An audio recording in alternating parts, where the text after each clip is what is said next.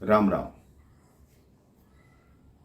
कई बार हम अपने झूठे ज्ञान की अकड़ में ऐसा कदम उठा लेते हैं, बाद में हमें ज्ञात होता है कि हमारा ज्ञान झूठा था और हम सिर्फ इस व्यक्ति को अकड़ दिखा रहे थे।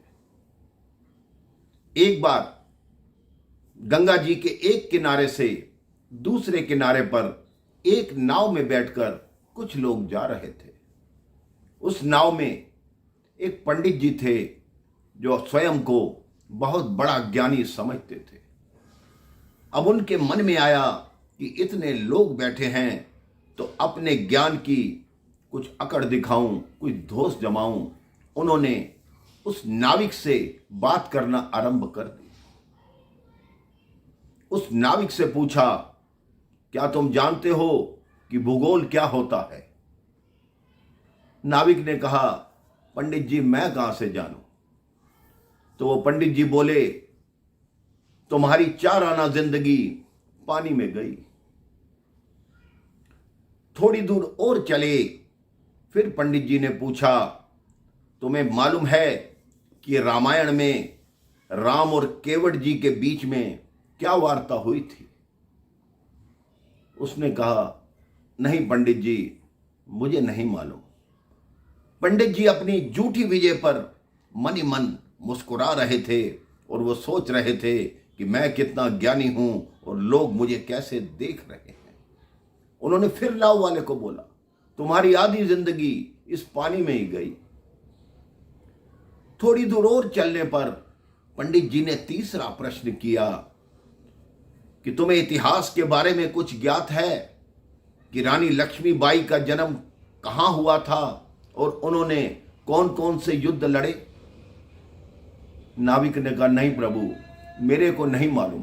पंडित जी फिर बोले, तुम्हारी तो 75 पैसे जिंदगी पानी में ही चली गई। कुदरत का करिश्मा देखिए। उसी समय जल के अंदर तूफान आ गया।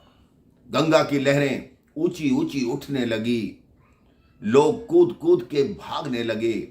पंडित जी वहीं बैठे थे। तब उस नाविक ने पूछा, पंडित जी आप बहुत ज्ञानी हैं, बस ये बताइए आपको तैरना आता है या नहीं? पंडित जी ने कहा, नहीं मुझे तैरना नहीं आता। तब नाविक ने उनका उत्तर दिया कि मेरी तो 75 पैसे जिंदगी पानी में गई, आपकी तो अब पूरी पानी में जाएगी। इतने में नाव पलटी। पंडित जी बह के जाने लगे। नाविक ने फिर भी मानवता का धर्म निभाते हुए उन पंडित जी को बचाया। जैसे ही पंडित जी गंगा जी के किनारे आए, उसने नाविक के चरण छू लिए कि आज के बाद अपने ज्ञान का प्रदर्शन ऐसे नहीं करूंगा। मेरी गलती थी जो मैंने ऐसा किया। ये तो तुम भले आदमी थे कि तुमने मुझे बचा लिया। तो आप अपने जीवन में ज्ञानी हो सकते हैं, लेकिन ज्ञान का प्रदर्शन अन्यथा मत कीजिए। लोगों को यह बताइए, ज्ञान बांटिए, समझाइए, लेकिन उसका प्रदर्शन मत कीजिए। तभी आपका जीवन सुखी रहेगा, मस्त रहेगा, व्यस्त रहेगा। राम राम। जय श्री राम।